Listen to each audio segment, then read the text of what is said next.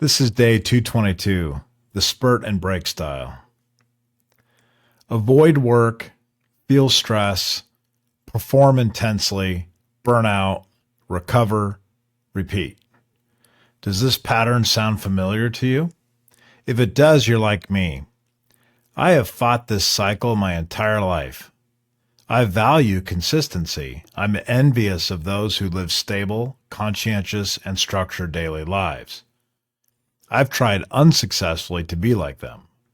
But after more than 5 decades of wrestling with this pattern, I finally learned to stop resisting it. Instead, I've learned to understand it and even harness it. If you can recognize this cycle in yourself, there's hope. You can use it as a force for good rather than letting it drive you crazy. Let's start by briefly reviewing what causes this behavior. It's not entirely learned. Research into ADHD, particularly how dopamine regulation affects motivation, has shown that people with certain brain chemistries are prone to short bursts of hyperfocus, followed by mental exhaustion and withdrawal. Whether or not this qualifies as a disease, the science helps us understand that some people's brains are simply more sensitive to dopamine-driven motivations. These individuals crave novelty.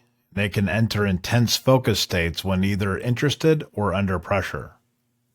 Conversely, they become bored and disengaged quickly when stimulation is low. Learning this helped me make sense of what's happening inside my brain. Another factor to consider is personality traits.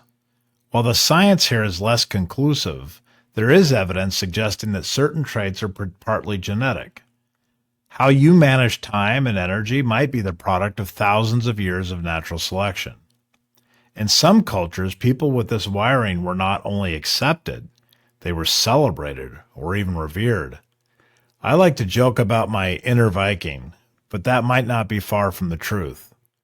Traits such as high openness to experience, lower conscientiousness, which leads to a less structured lifestyle, and a strong curiosity for novelty may be inherited. Genetics isn't the whole picture, but it definitely plays a role.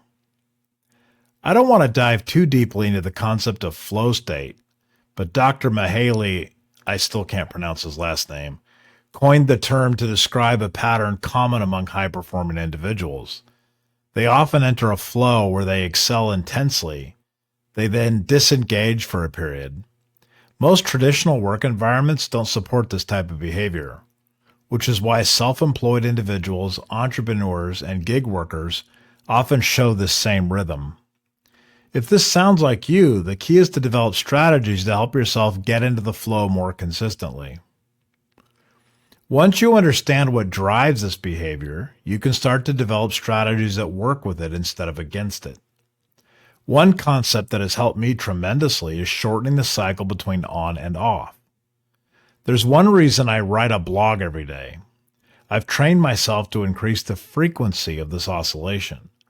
By pushing myself to achieve something daily, I've created a 24-hour cycle to work within. This has taught me to override the urge to disengage and to find new ways to stay intrigued by the novelty of what I'm doing. I learned this through experimentation. What worked best for me was combining increased frequency with a core set of non-negotiable habits. Beyond those habits, I allow everything else to unfold naturally. When I'm in a peak state, I get as much done as possible. When I'm in a low state, I still accomplish those foundational habits. The bottom line is that this behavioral pattern doesn't have to lead to burnout, unhealthy choices, or dissatisfaction. You can turn it into a superpower. You can accomplish more and at a higher level than others. You can also learn to build a structure around your life that offers freedom while yet still protecting your goals and your values.